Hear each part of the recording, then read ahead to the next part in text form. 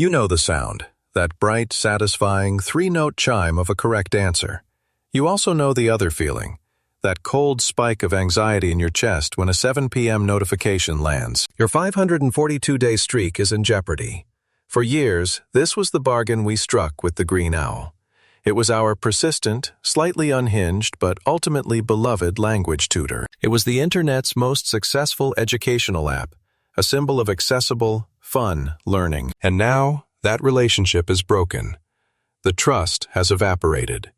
The users who built the Owl's multi-billion-dollar empire are now leading a revolt. The company that gamified learning is now facing accusations of securities fraud. And behind the scenes of the cute mascot and the viral marketing, a much colder, more logical mechanism has been running. This is the story of what happens when a mission to teach the world goes public, and then goes AI first. What is this green owl really hiding? The architect of the two-sided screen. To understand the owl, you have to understand the man who built it. His name is Luis von Ahn, and his story doesn't start with language. It starts with a problem. The year is 2000. Luis is a graduate student at Carnegie Mellon, and he's listening to a talk from a Yahoo executive. The problem? Spam. Automated bots were creating millions of free email accounts, overwhelming their system. Von Ahn, a native of Guatemala, had seen firsthand how access to technology and education separated the wealthy from the poor. He saw this not just as a technical problem, but a human one. His solution was a stroke of genius. It was called CAPTCHA, those distorted, wavy letters you have to type to prove you're human. It worked. It solved Yahoo's bot problem. But for Von Ahn, it was inefficient. He had calculated that humanity was collectively wasting 500,000 hours per day just typing those nonsense words. It was a massive, untapped human resource. This led to his second and far more brilliant invention, reCAPTCHA. You've seen this one too. It shows you two words. One is distorted to prove you're human. The other is a blurry scan from an old book. You type both, and the system confirms you're human.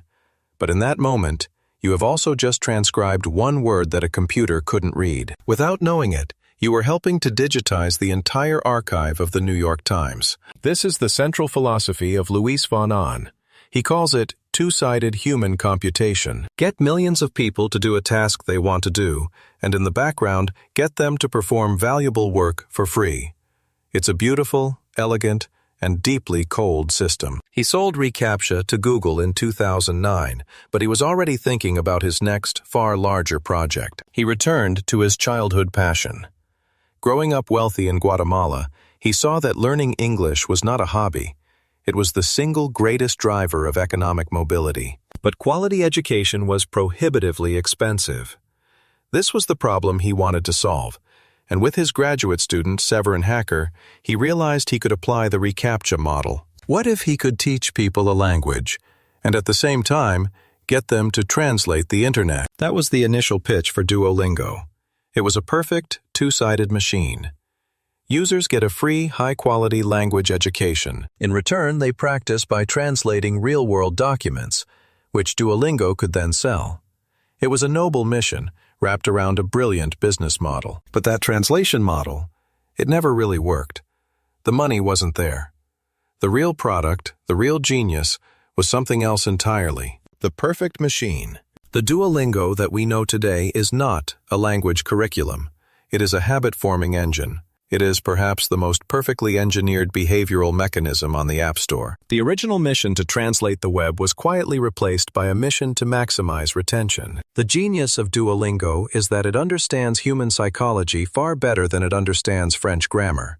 It is a casino where the payout is a feeling of productivity. It's built on a foundation of interlocking psychological hooks, all meticulously A/B tested to find the precise combination that makes you stay. It starts with the most famous one, the streak.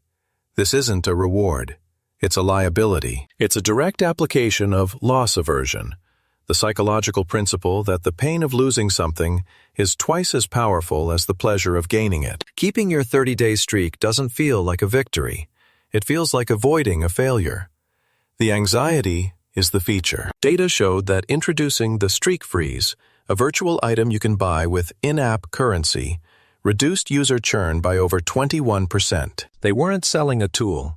They were selling insurance against your own anxiety. But a streak alone isn't enough, so they added leagues.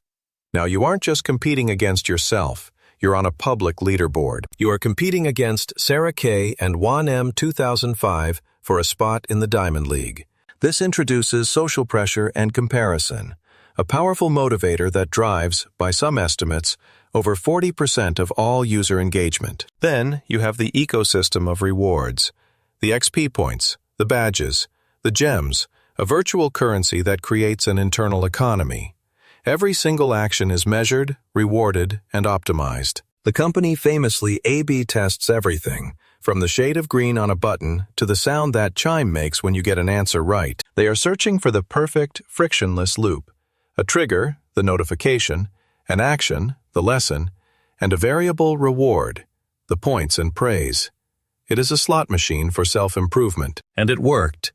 Millions of people loved it. It felt good. It felt productive. You were learning. You were building a habit. This relentless focus on retention, on the game rather than the education, was the real product. It created one of the most dedicated, locked-in user bases in the world. And that user base was about to become the fuel for an entirely different kind of machine. The Unhinged Mascot. The habit-forming engine was running, but to scale, it needed more fuel. It needed new users, millions of them. And in the crowded app store, free language learning was a boring sales pitch. Duolingo had a mascot, Duo the owl, but it was just a symbol of wisdom. It was stale. The company's initial marketing attempts were generic and forgettable. They tried standard learn on TikTok campaigns, and they flatlined. The turning point came, as legend has it, when a junior marketing employee named Zaria saw the full-body Duo mascot suit sitting in a corner of the office during a meeting. The idea was simple. What if the owl wasn't just a wise teacher? What if he was the unhinged, chaotic manifestation of those threatening push notifications? It was a stroke of branding genius. They took the app's most manipulative, criticized feature, the guilt-tripping, and turned it into a self-aware global meme. The new Duolingo TikTok account was born. Duo was no longer a tutor. He was an agent of chaos. He was seen twerking on a conference table. He was shown feuding with other brands and thirsting after pop stars. In one video, he appeared as a Roblox character wielding a baseball bat, with the caption, "This is what happens to your family when you don't do your lesson today, BTW." The strategy was entertainment first. It was bizarre, authentic, and it exploded. That first chaotic video of the mascot got 800,000 views, eclipsing everything they had done before. They had successfully transformed a utility app into a global entertainment brand.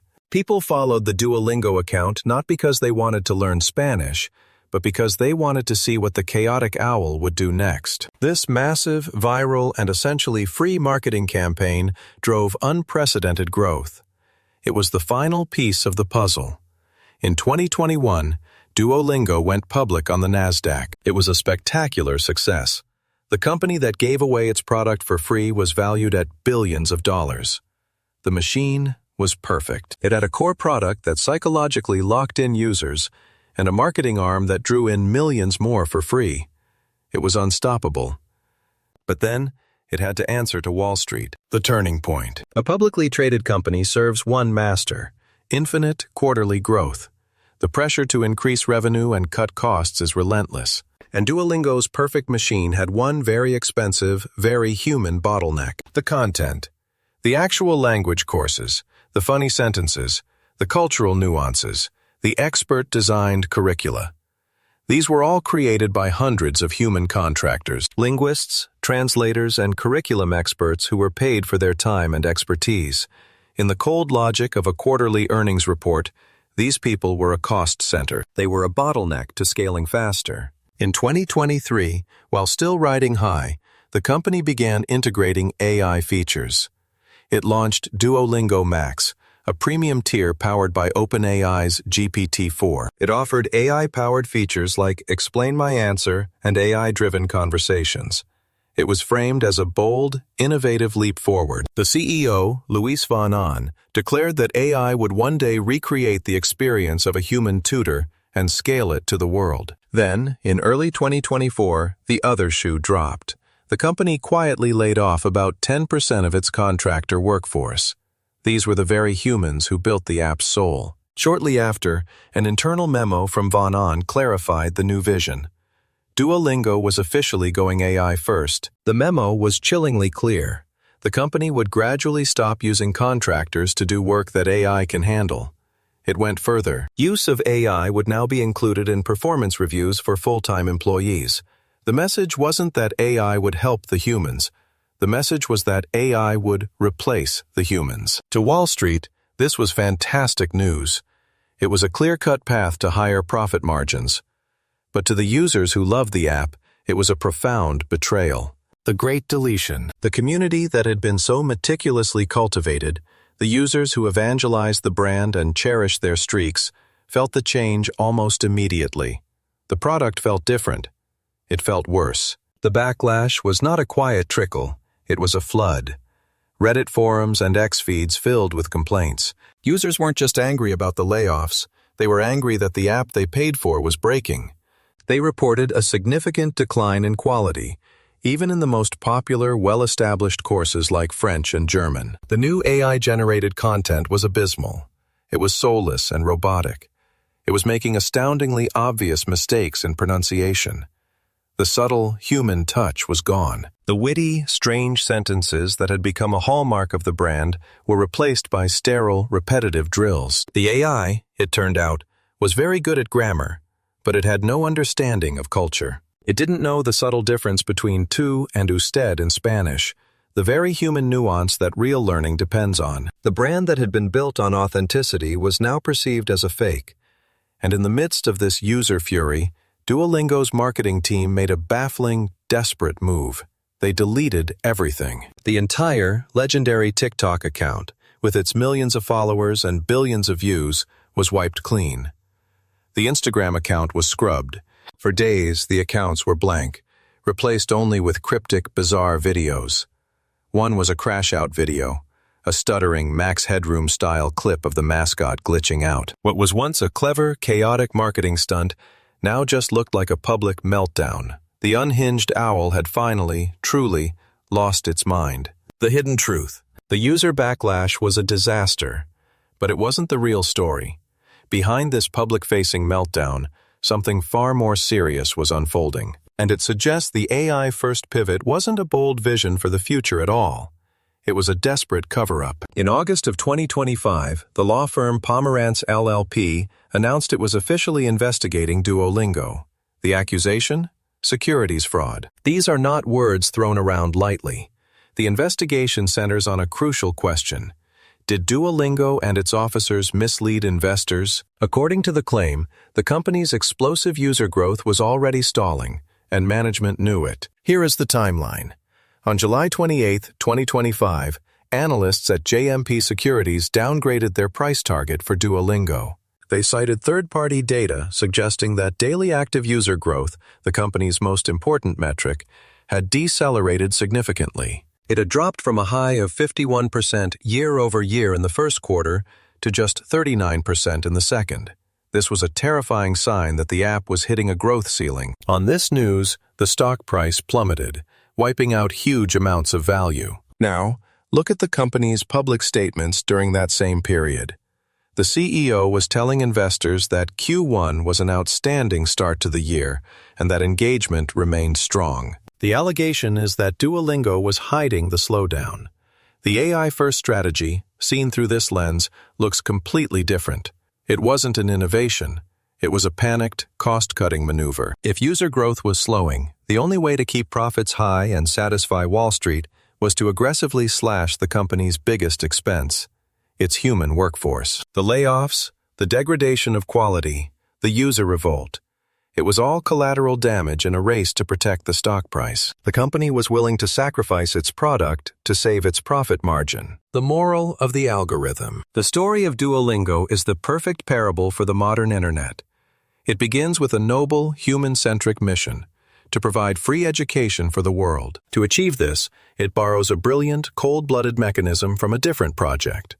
Convince humans to do valuable work for free, under the guise of doing something else. For years, that something else was a game. We felt like we were learning, but the real product we were building was a habit.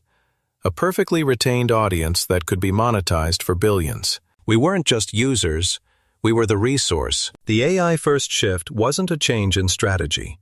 It was the logical, final step.